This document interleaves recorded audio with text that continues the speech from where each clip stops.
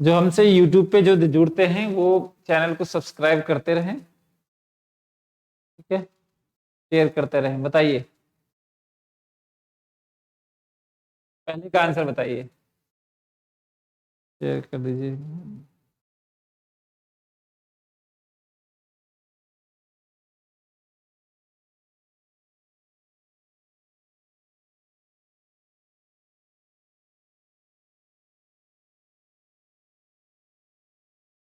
अनामिका जी भेज दिया मैंने। चलिए बताइए इसका आंसर। फर्स्ट का आंसर है खुशबू बीपीएससी। अच्छा खुशबू जी, शुभम जी सी। क्या आएगा इसका आंसर?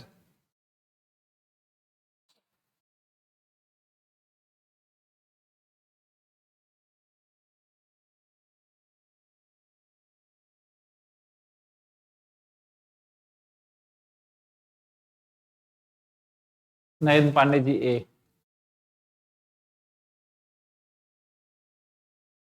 इसका आंसर बताइए। कहता उच्चतम कीमत के बारे में निम्न में से कौन सा कथन सही है? एक, प्रभावपूर्ण उच्चतम कीमत संतुलन कीमत से कम पर होनी चाहिए। उच्चतम कीमत कहाँ था? अभी तो हमने पढ़ा था शायद। अच्छा ये रहा, संतुलन कीमत से कम होनी चाहिए। अच्छा बताइए। निखत जी बी। निखत जी बी बी बी। अभी हमने पढ़ा है उच्चतम कीमत के बारे में निम्न में से कौन सा कथन सही है। उच्चतम कीमत क्या होना चाहिए? संतुलन कीमत से कम होना चाहिए। न्यूनतम कीमत क्या होना चाहिए? संतुलन कीमत से ज्यादा होना चाहिए। निखत जी उसको ठीक कर लीजिएगा, ठीक है ना। तो इसका आंसर क्या हो जाएगा? इसका करेक्ट आंसर हो जाएगा आपका ए। इसका करेक्ट आंसर है आपका ए। चलिए सेकंड, इसका नेक्स्ट क्वेश्चन बताइए, सेकंड क्वेश्चन बताइए। मुकेश कुमार जी सी बोल रहे हैं। एक मिनट रुक जाइए। दो, मुकेश कुमार जी सी बोल रहे हैं। संतुलन कीमत नहीं, एक उच्चतम कीमत के बारे में क्या होता है? उच्चतम कीमत उल्टा होता है, ध्यान रखिएगा। उच्चतम कीमत का मतलब होता है सरकार ने एक मैक्सिमम प्राइस यानी उच्चतम कीमत सेट किया है कि आप इससे ज्यादा नहीं बेच सकते, जो कि संतुलन कीमत से क्या है? कम है। उच्चतम कीमत जो होती है हमेशा संतुलन कीमत से क्या होती है? संतुलन कीमत से कम होती है। क्या होती है? संतुलन कीमत से उच्चतम कीमत संतुलन कीमत से कम होती है। संतुलन कीमत से कम होती है, ध्यान रखिएगा, कीमत से कम होती है। कम। और कौन करता है? सरकार। सरकार निर्धारित करती है। सरकार निर्धारित करती है। और उच्चतम कीमत न्यूनतम कीमत जो होती है संतुलन कीमत से क्या होती है? इक्विलिब्रियम प्राइस से क्या होगा? संतुलन कीमत से ज्यादा होती है, से ज्यादा होती है, से ज्यादा होती है। और कौन निर्धारित करता है? ये भी सरकार निर्धारित करती है। सरकार निर्धारित करती है।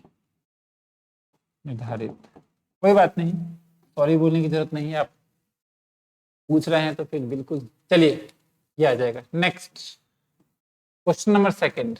जब बाजार मांग और पूर्ति से अधिक होती हो, जब बाजार मांग बाजार पूर्ति से अधिक होती हो, तब इसका अभिप्राय निम्न स्थिति में क्या होगा? बताइए। बाजार मांग बाजार पूर्ति से अधिक होती है।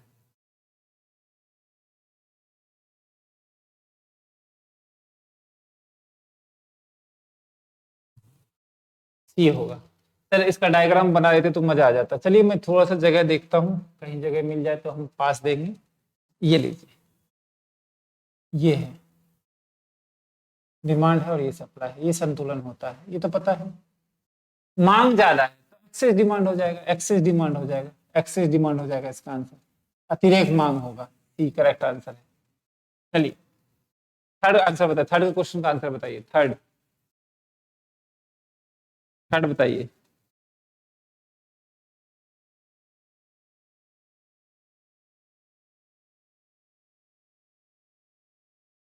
थर्ड का आंसर डैश से अभिप्राय सरकार द्वारा निर्धारित उस न्यूनतम कीमत से होती है जो संतुलन कीमत से अधिक होती है।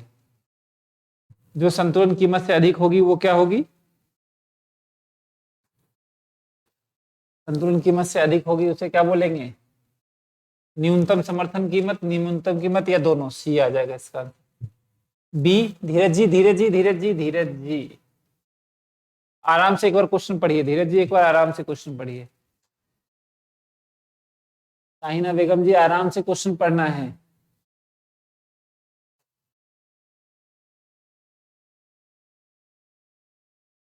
निखत जी,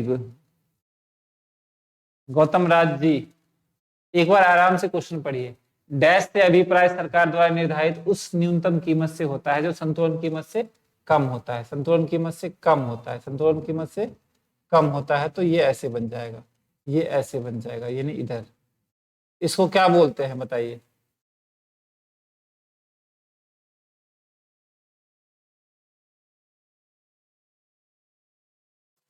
sorry sorry sorry sorry sorry sorry sorry, संतुलन कीमत से अधिक की बात कर, अधिक होता है, अधिक, सॉरी, ध्यान नहीं दिया मैंने। अधिक होता है तो इसका मतलब क्या होगा बताइए?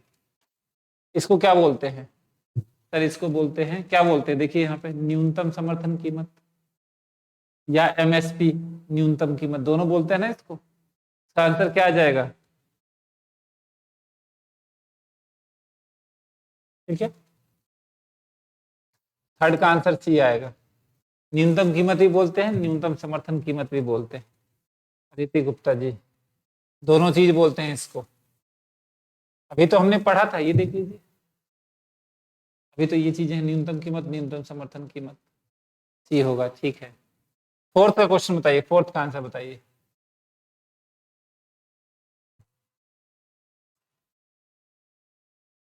हाँ, न्यूनतम समर्थन कीमत, दोनों होगा। न्यूनतम समर्थन कीमत और न्यूनतम कीमत भी बोलते हैं उसको।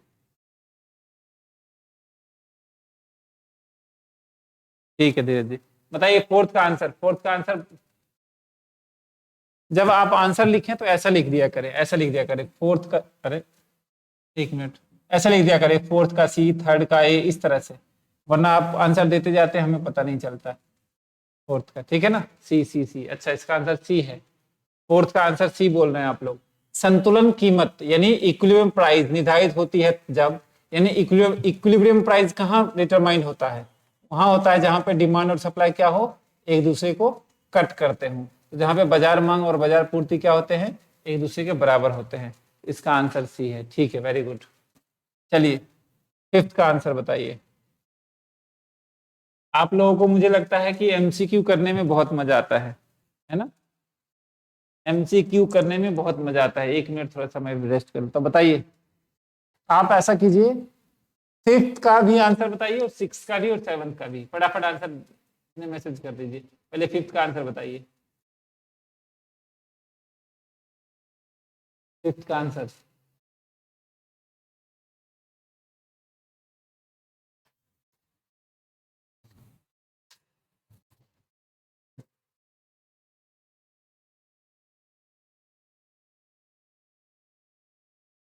थ्योरी के बाद मजा आता है।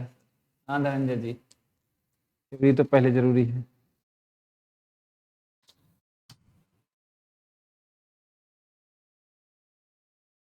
थ्योरी के बाद, हाँ, पांचवें का सी आ रहा है, गैर अर्थक्षम उद्योग की स्थिति में निम्न में से कौन सा कथन सही है? बताइए।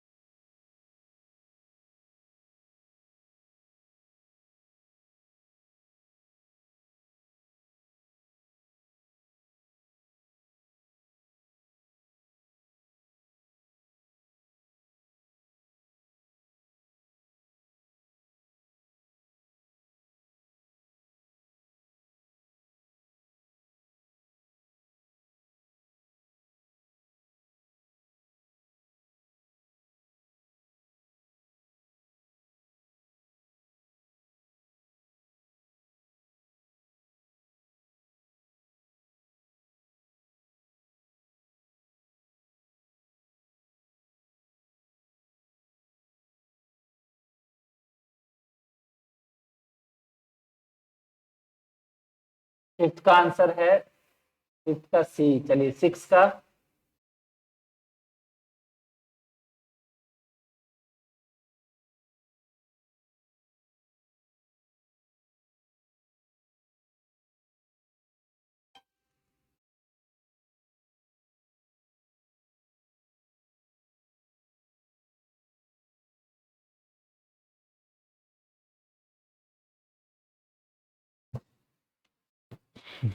आइए,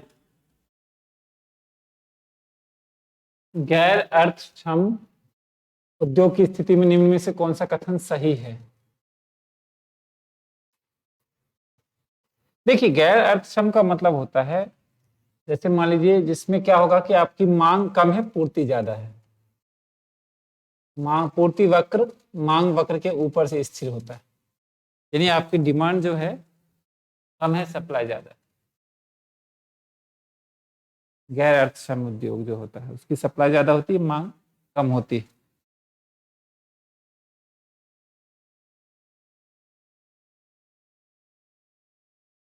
सिक्स्थ क्वेश्चन बताइए, एक अर्थव्यवस्था के बराबर, एक अर्थव्यवस्था में बराबर संतुलन को क्या कहा होता है जब मांग पूर्ति में वृद्धि के बराबर होते हैं, यानी डिमांड और सप्लाई क्या हो रहा है, यह है। मान लीजिए एक वस्तु के बाजार संतुलन को क्या होगा जब मांग में कमी पूर्ति से वृद्धि, जब मांग में कमी पूर्ति में वृद्धि के बराबर हो। अच्छा, बहुत बढ़िया क्वेश्चन पूछा हुआ है। क्वेश्चन क्या कह रहा है, जब मांग में कमी कमी पूर्ति में वृद्धि के बराबर हो। ओके, चलिए हम एक बार थोड़ा आ जाते हैं इधर।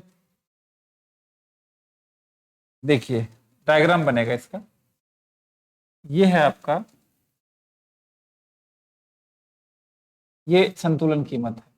कह रहा है मांग में कमी, मांग में कमी, चलिए ये कमी हो गया, पूर्ति में वृद्धि के बराबर है, जितनी पूर्ति बढ़ रही है उतना ही होगा, यानी जितना मांग कम हो रहा है उतना ही पूर्ति बढ़ रहा है। ध्यान दीजिएगा, क्वेश्चन ये था, फिर से समझिए, कह रहा है कि मांग में कमी, मांग में कमी, तो मांग में कमी कर देते हैं। चलिए मांग में कमी कर दिया हमने, तो मांग में इतना कमी कर दिया, मांग में इतना कमी कर दिया, चलिए इतना कमी कर दिया। कह रहा है मांग में कमी पूर्ति में वृद्धि के बराबर होती है, यानी जितनी मांग कम हो रहा है उतना ही पूर्ति बढ़ रहा है, पूर्ति बढ़ रहा है। चलिए अब मुझे बताइए क्या होगा, संतुलन कीमत सिर्फ कम हो जाएगी, मात्रा पे तो कोई प्रभाव ही नहीं पड़ेगा। अब आ जाइए, पढ़िए क्या कह रहा है, संतुलन मात्रा बढ़ जाएगी, बिल्कुल नहीं।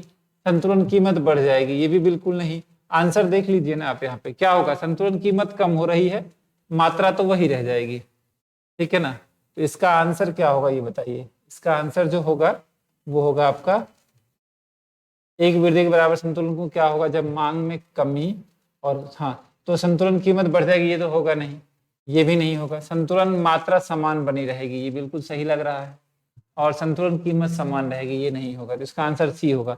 6 का आंसर सी किसने दिया था, वाह क्या बात, आप लोगों का कंसेप्ट बहुत क्लियर है, इसका मतलब ऐसे में तो कमाल करते हैं। सरकार को 1,000-2,000 सीट देना चाहिए, इतने योग्य सब टीचर हैं। साधन आगतों की कीमत में वृद्धि का संतुलन कीमत और संतुलन मात्रा पर क्या प्रभाव पड़ेगा। साधन आगतों की कीमत में वृद्धि, ध्यान रखिएगा, आगत का मतलब होता है फैक्टर, आगतों की कीमत में कमी, यानी price of inputs, price of inputs जो है कच्चा माल वगैरह, कच्चा माल जब होगा उसकी कीमत में वृद्धि हो गई, कच्चा माल वगैरह की प्राइस ऑफ इनपुट क्या हो गया, बढ़ गया, बढ़ हो गया तो सप्लाई क्या हो जाएगी, कम हो जाएगी, बहुत बढ़िया। और संतुलन मात्रा पर क्या प्रभाव पड़ेगा, चलिए देख लेते हैं। संतुलन मात्रा पे क्या प्रभाव पड़ेगा, तो आप कुछ मत कीजिए, ऐसे बना लीजिए, ये डिमांड है और ये सप्लाई है, ये संतुलन है। अब कह रहा है आगतों की कीमत में वृद्धि हुई तो प्राइस ऑफ इनपुट बढ़ गया, बढ़ने से क्या होगा, प्रोडक्शन कम करेंगे, सप्लाई कम करेंगे, सप्लाई को कम करके बता दीजिए, सप्लाई को कम करने से क्या हुआ, संतुलन कीमत बढ़ जाएगी और मात्रा कम हो जाएगी। आंसर बताइए क्या होगा इसका, इसका आंसर बताइए क्या होगा। देखिए ये सब चीजें करने के लिए ना आपको क्लासेस पूरी लेनी पड़ेगी, प्रॉपर ध्यान देना पड़ेगा, तब जाके ये होगा। बताइए इसका आंसर क्या होगा, फर्स्ट वाला क्वेश्चन 5 में फिर से मुकेश जी, गैर अर्थक्षम उद्योग दिया है।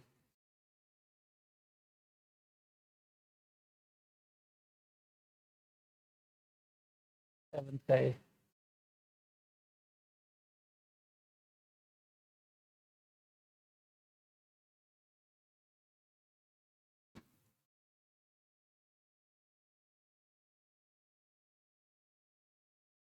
बताइए क्या होगा इसका आंसर, सेवंथ का सी होगा सर। तो संतुलन कीमत गिरने लगेगी, संतुलन क्या करें, संतुलन कीमत गिरने लगेगी, कहाँ गिर रही है? संतुलन कीमत गिर, इसका आंसर सी होगा और मात्रा बढ़ जाएगी।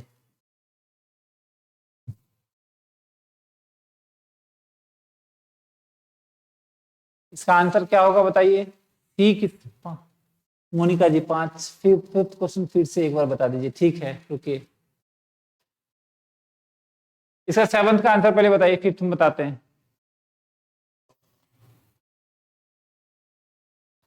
संतुलन कीमत बढ़ेगी और मात्रा कम हो जाएगी।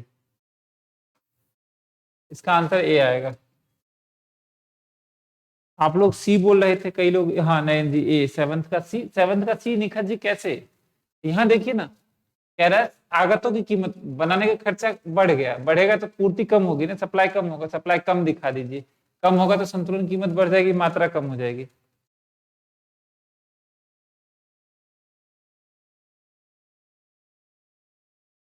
ठीक है ना, सेवंथ का ए। बाकी सब सेवंथ में किसी कोई दिक्कत है तो बताइए।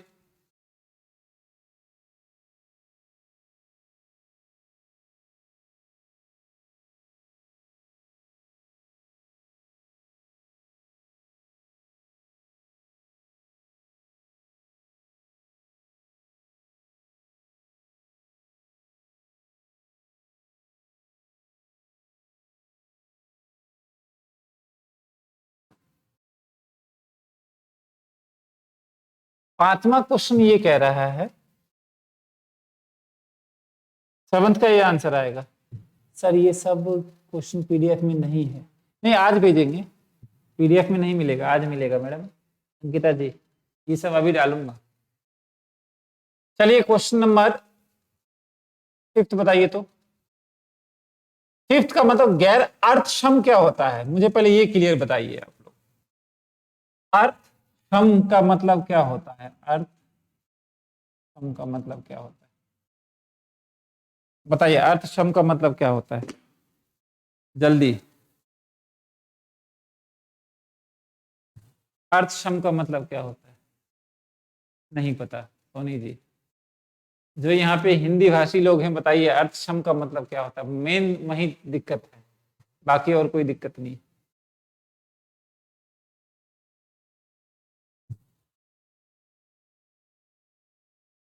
अनामिला, हाँ अनामिना, अनामिका जी बिल्कुल। अर्थ, हाँ देखिए, जो सक्षम नहीं हो, जो कैपेबल नहीं हो, ठीक है ना अनामिका जी? जैसे मान लीजिए मैं हूं, ठीक है ना, कई लोग, कई श्रम, कई उद्योग ऐसे होते हैं, ठीक है ना।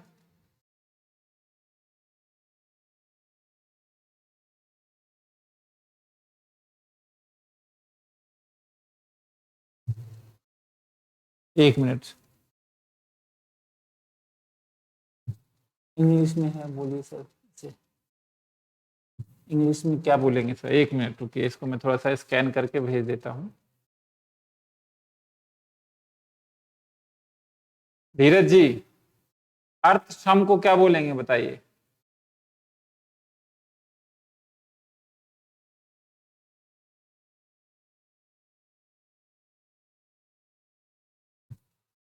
मैं इसको व्हाट्सएप ग्रुप में भेज रहा हूँ, बताइए फटाफट।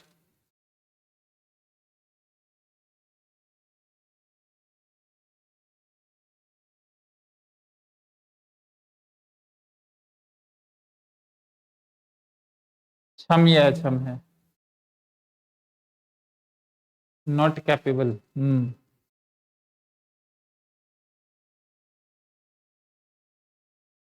देखिए, अर्थक्षम का मतलब होता है जो नॉट कैपेबल, लेकिन यहाँ पे लिखा हुआ है गैर अक्षम।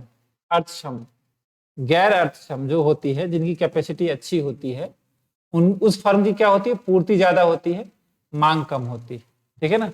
गैर, उनकी पूर्ति हमेशा ज्यादा होती है। जो कैपेबल है, जो पावर में है, ठीक है ना, वो ध्यान रखिएगा, वो सप्लाई ज्यादा करेगा, जिसके पास पैसा खूब है उद्योग का। गैर अर्थक्षम, अर्थक्षम नहीं कह रहा है, गैर अर्थक्षम। अर्थक्षम का मतलब तो हो गया, गैर अर्थक्षम सरकार समझ के, इसका मतलब है सक्षम नहीं होना, गैर अर्थक्षम। हाँ ठीक है ना, एक मिनट रुकिए।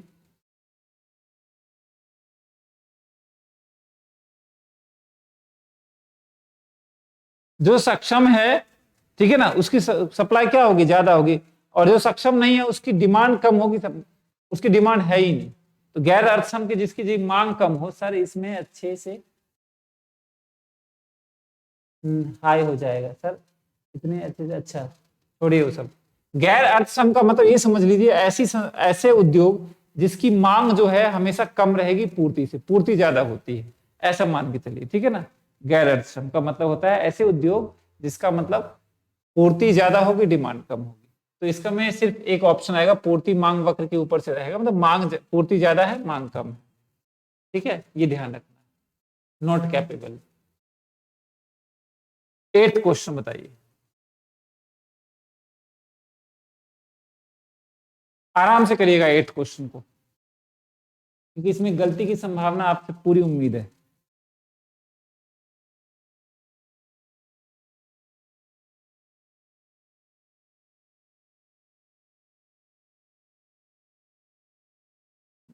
नहीं, अर्थक्षम नरेश जी जो, मुकेश जी, अर्थक्षम, अर्थक्षम जो हो गया ना नॉट कैपेबल हो गया, गैर अर्थक्षम की बात कर रहा है, गैर अर्थक्षम।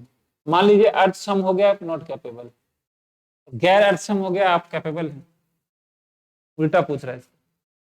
उसको देख लीजिएगा, आपको इतने आराम से क्लास के बाद मैंने वीडियो भेज दिया, उसको देख लीजिएगा, गूगल पे सर्च करके देख लीजिएगा उसका मतलब, कोई बात नहीं। 8th क्वेश्चन बताइए,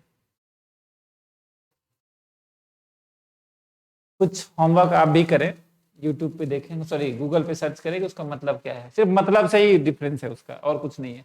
8th क्वेश्चन बताइए,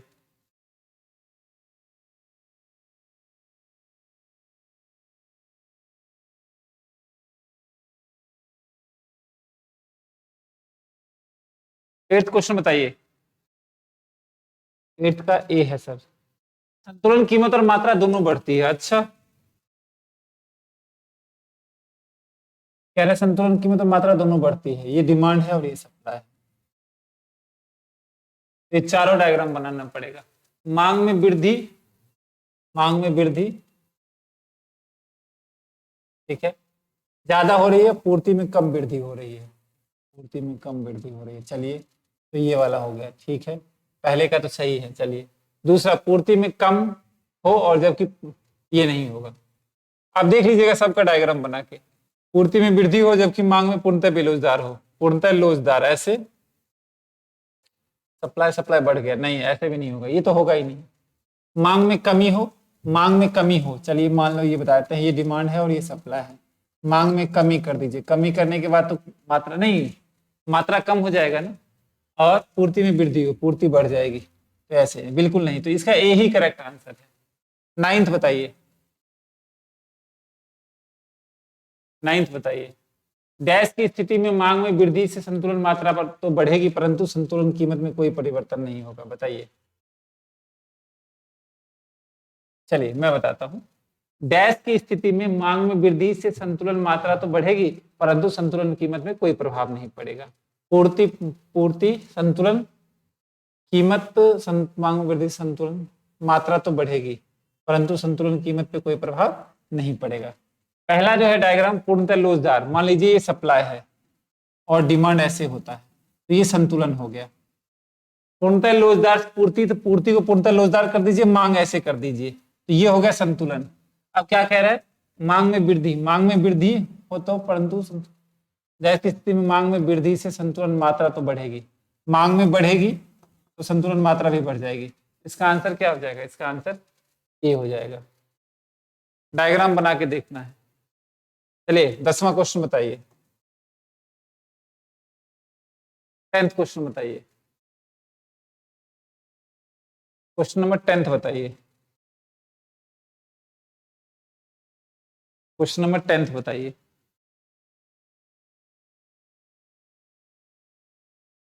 संतुलन कीमत वही रहती है,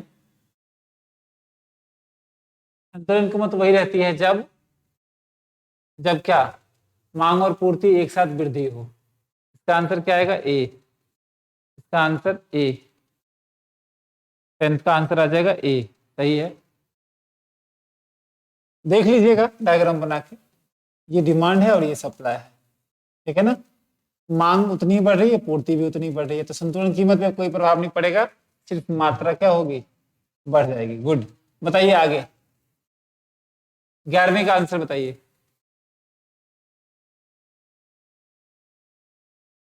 11वें का आंसर बताइए।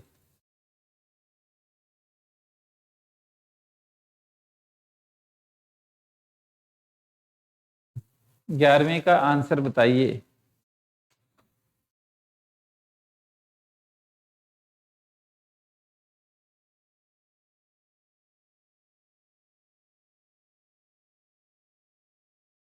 ग्यारहवीं का बी।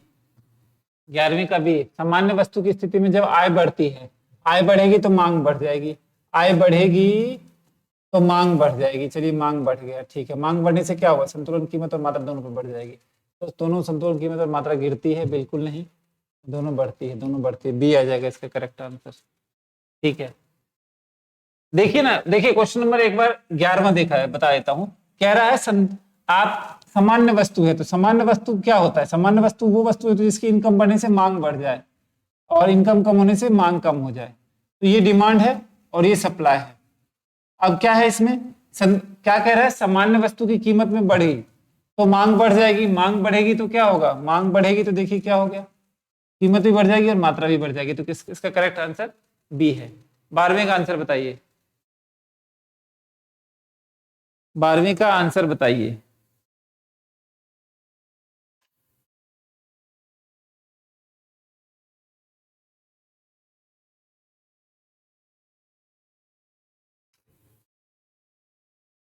बारहवें का आंसर बताइए।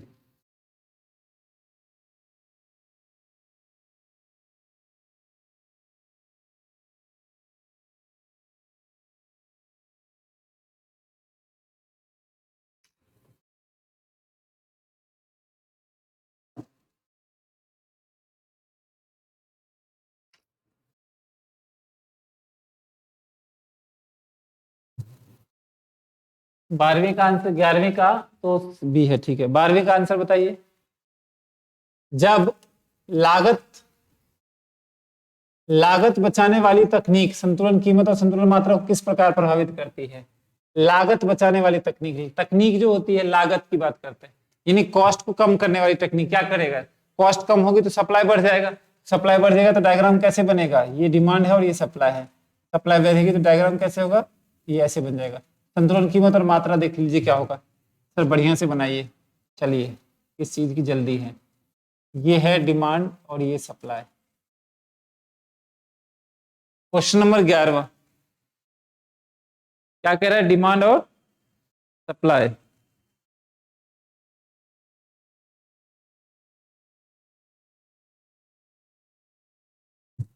न्यूनतम कीमत को, ये वाला लागत बचाने तकनीक से देखिए लागत बचाने वाली तकनीक है, तकनीक कैसी है, लागत बचाने वाली है। तो प्रोडक्शन ज्यादा होगा तो सप्लाई ज्यादा होगी, क्या होगा, सप्लाई ज्यादा होगी, तो प्राइस कम क्वांटिटी ज्यादा। क्या आएगा इसका आंसर, बताइए इसमें आंसर क्या होगा। सर संतुलन कीमत, दोनों कीमत और मात्रा बढ़ेगी, दोनों बढ़ेगी, क्या बात कर रहे हैं, बताइए क्या होगा।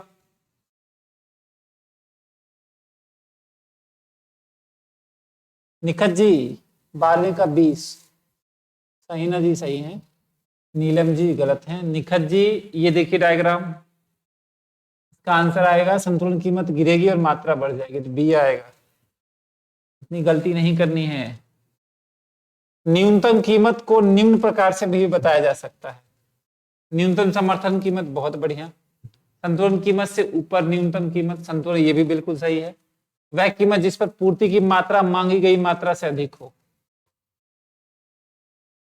देखिए जब ये दोनों सही है तो ज्यादा दिमाग क्यों लगाना है, फिर तो उपयुक्त सभी हो जाएगा, उपयुक्त सभी हो जाएगा, क्योंकि इनमें से कोई एक का तो ऑप्शन है नहीं। बाकी ये इसे भी बोलते हैं, जो देखिए ये है, हमें तो पूरा पढ़ना है। ये ऐसे होता है न्यूनतम कीमत, तो मात्रा क्या होगी, बढ़ जाएगी और मांग कम हो जाएगी, ऐसे भी होता है। ठीक है, 14वां क्वेश्चन, 14 और 15 क्वेश्चन बताइए फटाफट। आज थोड़ा मुझे कहीं बाहर भी जाना था, चलिए बताइए फटाफट, 2 मिनट में मैं खत्म करने वाला हूँ।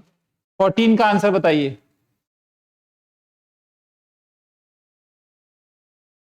देखिए 14 का जो है, संतुलन कीमत गिरने संतुलन मात्रा बढ़ती है, इसका आंसर ये आ जाएगा। हे भगवान, क्या हो रहा है। चलिए 14 का आंसर जो आ जाएगा वो सी होगा। 15 का आंसर बताए, यदि मांग में वृद्धि पूर्ति में वृद्धि से अधिक हो, इसका आंसर आ जाएगा संतुलन कीमत बढ़ेगी। वो बना के देख लीजिएगा। 16 का आंसर क्या होगा, यदि पूर्ति में मांग वक्र में कमी हो तो इसका भी दोनों संतुलन कीमत मात्रा बढ़ जाएगी, ये भी सही है। और 17 का आंसर जो होगा वो होगा आपका, दोनों इक्वल करके देखिएगा, सी थर्ड आ जाएगा। तो ये आपको करके, ये 3 जो है आप, मैंने जल्दी जल्दी करवा दिया, ये आपको करना है, ठीक है ना। थोड़ा सा कहीं जाना है। 14 का भी क्यों नहीं होगा सर, 14 का बी क्यों नहीं होगा सर, 14 का बी क्यों नहीं होगा, सवाल ये है। संतुलन कीमत गिरती है और संतुलन मात्रा बढ़ती है, संतुलन कीमत गिरती है और संतुलन मात्रा बढ़ती है। आप कह रहे हैं बी क्यों नहीं होगा सर। अब मांग में वृद्धि कीजिए, मांग बढ़ गया, पूर्ति में वृद्धि होती है, दोनों बराबर बढ़ेगी, दोनों बराबर बढ़ाइए, संतुलन कीमत पे कोई प्रभाव नहीं पड़ेगा, सिर्फ मात्रा बढ़ेगी। तो कहाँ गिर रही है कीमत,